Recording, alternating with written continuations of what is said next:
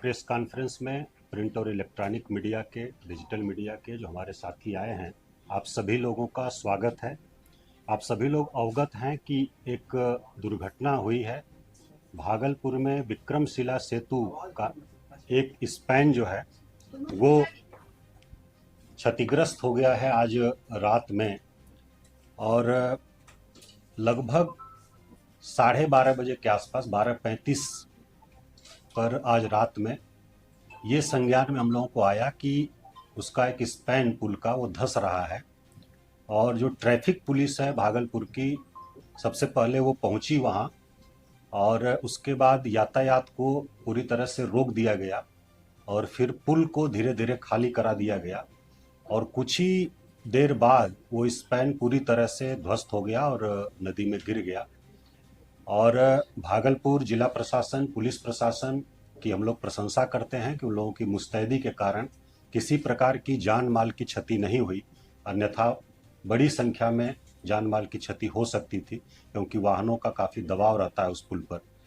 और उस पुल की बात हम लोग करें तो वर्ष 2001 में वो तैयार हुआ था और आम लोगों के लिए, यातायात के लिए खोला गया था। और यूपी ब्रिज कॉरपोरेशन के द्वारा उसका निर्माण किया गया था और उसका मेंटेनेंस, रख रखाव एनएच डिवीजन आरसीडी के द्वारा किया जा रहा है। उनके कार्यपालक अभियंता जो भागलपुर के हैं, उनको मुख्य जिम्मेदारी दी गई थी, उनको अभी निलंबित किया गया है।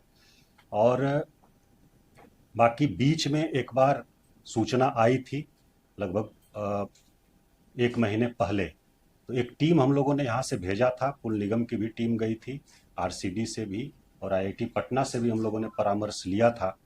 और उसमें पाया गया था कि उसका जो पिलर है पूरी तरह से ठीक है, उसमें फॉल्स एक वॉल होती है वो क्षतिग्रस्त थी उस समय। और बाकी उसकी चूंकि काफ़ी समय हो गया था बने हुए, तो उसके आधार पर उसका एक डीपीआर बना करके उसको मेंटेनेंस के लिए हम लोगों ने भेजा था और वो स्वीकृति की प्रक्रिया में अभी है।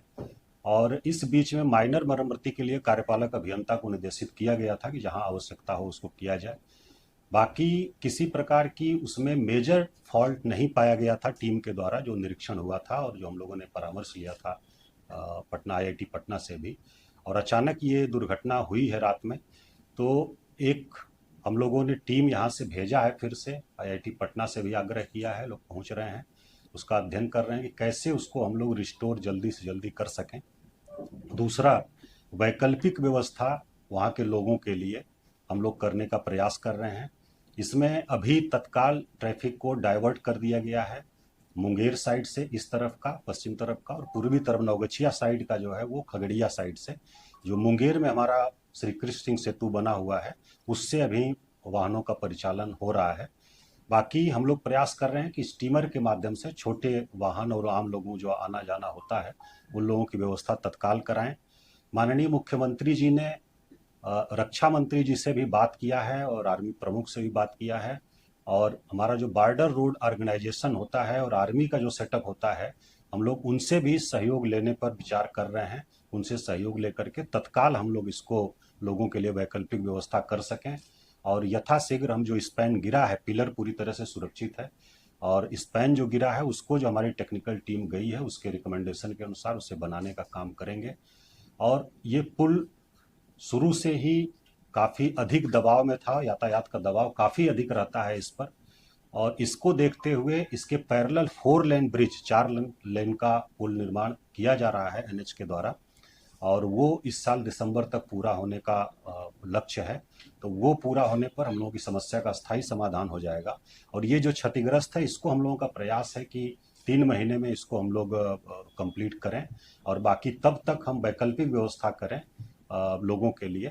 चूंकि पीपा पुल हम लोग विचार इसलिए नहीं कर रहे हैं कि जब पानी बहुत बढ़ जाता है, बरसात का समय आ गया है, तो पीपा पुल खोलना पड़ता है, 15 जून तक ही उसकी अवधि होती है। गंगा में हम लोग पीपा पुल का उपयोग कर सकते हैं, तो वो लगाने में जो समय लगेगा, फिर खोलने का समय आ जाएगा, तो उसको हम लोग विचार नहीं कर रहे हैं।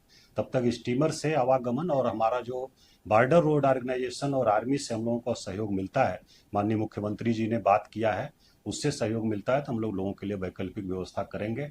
और जिला प्रशासन भागलपुर, पुलिस प्रशासन भागलपुर को हम लोग बहुत धन्यवाद देते हैं कि उनकी मुस्तैदी के कारण किसी प्रकार की जान माल की क्षति नहीं हुई है। और आम लोगों को कम से कम असुविधा हो, इसको लेकर के हम लोग बहुत जल्दी वैकल्पिक व्यवस्था वहां पर करेंगे।